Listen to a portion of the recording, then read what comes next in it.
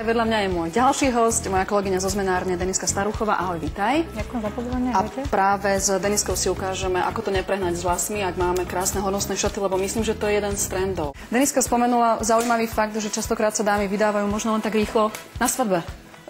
V lete, na dovolenke, tak? Áno, teraz je to myslím, že tak trendy, lebo spoja vlastne svadobnú cestu, príjemne s užitočným a ale potom aj tak väčšina Deny musí urobiť hostinu pre blízkych. Ja poznám takých ľudí, takých ľudí, ktorí takéto niečo absolvovali, ale aj tak nakoniec museli urobiť hostinu pre tú rodinu, pretože musia sa zavďačiť svojim blízkym. Ako máš skúsenosť s dámy, ktoré majú dlhšie vlasy, väčšinou chcú mať vlasy vyčesané? Ja mám skúsenosť takú, že v podstate, keď dáma má také bohatšie šaty, tak skôr chce mať nejaký taký jednoduchší účes. Preto som robila Monike taký úplne jednoduchý, toto temeno tak pekne vytvarované. Dala som tam takéto štipčeky. Myslím si, že toto je taký účes, ktorý by bola schopná si budúca nevesta spraviť treba za na tej dovolenke. By si to tak jednoducho, hladký vlastne účes, nemusí sa tam nič komplikované dávať. Čo v prípade, že máme krátke vlasy, tak ako spomenula Kvetka, napríklad ona, čo do takých vláskov? Áno. Tak tam teraz sú také trendy, buď teda čelenky, môžem zobrať, pardon. No, môžem si prísť aj vyskúšať, teda, že či mi nejaká sekne. Toto je taká úplne, že jednoduchá. Skôr by som... Vieš len... Môžem platiť? Tak? Nie. Kde? Túto ozdôbku. Áno. Toto mi chytíš. Ďakujem. Takto skôr do tej cestičky, aby to bolo. Alebo to tak kľudne aj ten nejaký závoj, len ten závoj bol troška problematický s tým upevnením, pretože tie hrebienky, väčšinou sú závoje na hrebienky, a do takých krátkych vlasov to je dosť ťažko. Predstav si, že ja som mala závoj. Takýto krátky? Áno, mala som potom so sponkami asi, nie? Aj so sponkami, ale normálne ten hrebeň, keď sa tam zahrabne, tak to aj držalo. A dokonca som mala taký ten závoj, mne sa vždy veľmi páčilo. Nevedela som, kam ten závoj sama pripevniť. Ja som si bola sama sebe vizážistkou, takže nevedela som, kam si ho mám dať. Aj to by sme si mohli ukázať, že ako sa vlastne pripevňujú závoje. Dobrý nápad. To ma celkom teda zaujíma. Keď napríklad nevesta chce mať ten závoj prehodený aj dopredu, tak aby to bolo efektné ako v americkom filme, že potom si ten závoj zdvihne a dajú si tú pusu, keď si povedia áno v tom kostole. Tak sa vráťme k tomu. Keď chcem mať závoj aj vpredu prehodený, tak ja by som to eventuálne túto vyššie dávala. Pokiaľ veľa neviezd je takých, že chcem mať len dole, vtedy by som skôr tie vlasy vyčesala a vlastne pod ten výčes dala ten závoj dolu. Takže ono je to individuálne, ale... Skúšme len tak, keď chce... Vyskúšajme, ako to bude fungovať. Keď chce ho mať nevesta prehodený, musí ho mať viac hore, keď si ho prehodí dopredu na tú chvíľku. Musí byť tak samozrejme závoj nadýchaný, takže určite by som ho doporučila, ale to aj v tých svadobných salónoch doporučujú ho proste mať vyložený niekde vonku, aby bol taký nadýchanejší. Hovoríme o tom, že na účes si treba nechať dostatok času a priestoru, že je lepšie mať na hlave niečo jednoduchšie, čo možno nás nebude počas celého dňa znervozňovať, ale viem, že sú aj krásne, rôzne zložité účesy, čo sme si priniesli ukázať, môžeme sa na to pozrieť. Na to treba mať ale viac priestoru pravdepodobne. Ak by som mohla vstúpiť, takisto ako väčšina neviest si v podstate svadbu plánuje, dopredu si aj vyberá šaty, takisto treba aj dopredu zájsť ku kaderníkovi. Pokiaľ ho nemá toho kaderníka, že si nevie nájsť, treba aspoň na nejakú konzultáciu. Keď má pocit dobrý z toho kaderníka, tak potom niečo skúšať. Nie je to dobre nechávať sa na poslednú chvíľku. Ten komplikovanejší účes si ukážeme o malú chvíľu, iste na to budeme potrebovať chvíľku času. Tak a my sa ideme venovať opäť účesom. Nech sa páči, Deniska.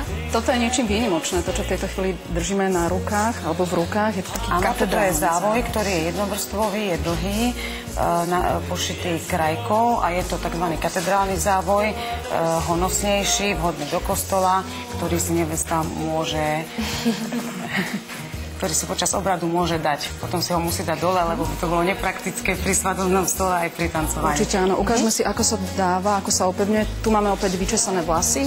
Niečo, čo dámy určite majú radi. upozorniť, že tým, že tuto nie je vôbec absolútne nejakých hrebienok, nič. Je to len jednoduché, krásne tylovy vlastne s týmito krajkami. Tam by bolo vhodné, určite tá budúca nevesta by prišla s nejakou kamarátkou alebo s niekým, kto je vlastne bude pomáhať pri samotnom obliekaní šiaty, samotnom tom zapienaní toho závoju, pretože častokrát nevesty chodia o mnoho skôr pred tým obradom na výčes a pri takomto type závoja kaderník nemôže hneď dávať tento závoj, pretože ona sa bude obliekať. Takže ja ho môžem... Ako ho upevníme? Záleží samozrejme od dohodnutého typu účesu, ale pri tomto type v podstate s takouto krajočkou, aby to krásne vyniklo. Nemôže, či netreba otočiť tú modelku. Nie, iba potrebujeme, aby sa nevesta usmiala. Aby vlastne tento tylo, alebo tá krajka pekne vynikla. Jednoducho vlastne len na tomto uzle trebárs a ten kaderník vlastne ukáže tej, ktorá bude pomáhať neveste, ako sa to pripína jednoducho s vlásenkami. On je ľahulinky, nie je nejaký veľmi ťažký. Takýto typ závoja sa zvykne aj občas na ramena prehodiť. A vlastne po tom obrade, alebo po tom fotografovaní, po tých gratuláciách všetkých, v podstate sa ten závoj dá už dole. Krásna nevesta. Pán doktor, sa vám to dnes musí veľmi páčiť medzi nami. Som maximálne spokojný, hej, ale máte takú hrôzo strašnú tému, že ja radšej píšem ďalej. Takže nech sa páči, pán doktor, píšte. Vy, milí televízni diváci, pokojne môžete formou mailov posielať svoje otázky pánovi doktorovi, otorinolaryngologovi. Dnes sme sa rozprávali a venujeme sa aj nosohltanovej mandle alebo nosovým mandliam, ak chcete ľudovo povedané. Ukázali sme si rôzne šaty, ak dovolíte, teraz si ukážeme aj rôzne účesy. Niekto chce mať teda niečo zložitejšie na hlave, treba si dať na to viac času a viac priestoru a treba to mať vyskúšané. Určite áno. Treba minimálne na jednu konzultáciu s jednou skúškou, lebo častokrát sa stane, že tým, že sa dopredu vlastne chodí ku kaderníkovi, tak tá dáma má v podstate treba odrastené vlasy alebo nejak poškodené vlasy, takže treba dávať tie vlasy dokopy. Treba ich určite zafarbiť alebo odfarbiť, to je individuálne na tej dohode. No a potom samozrejme na tú skúšku účesu. Tam častokrát dáma zo začiatku má len takú predstavu, že treba niečo voľne rozpustené alebo niečo romantické. A treba sa tam proste niekde nájsť kopu časopisov, kopu účesov na internete, takže častokrát ja zvyknem klientke. Áno, sú rôzne také zmenárne doslova do písmena, kde si môžeme vyskúšať na internete. Myslím, že to platí aj, je to aj v šatoch, že sa človek tak ukáže, ako by v tom vyzeral. Takže áno, internet veľký pomocník. Povedať tej budúcej neveste, že nech si aspoň približne, aký typ účesu sa jej páči a samozrejme potom skúšame, záleží od dĺžky vlasov, záleží od typu postavy, nie každý sa všetko hodí, záleží od tváre, niekto má podlovlasíšu, niekto má gulatú tvár. Čo kvety vo vlasoch?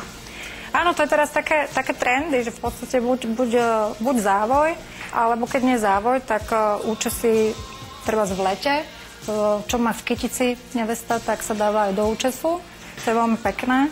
Len teda veľa ľudí alebo veľa neviest sa ešte stále obáva, že či tie kvety nezvednú. Nie, nezvednú, pretože vlastne už ten samotný florista, keď viaže tú kyticu, tak existujú teraz také špeciálne také zelené pásky, ktorými sa vlastne ten kvet omotá.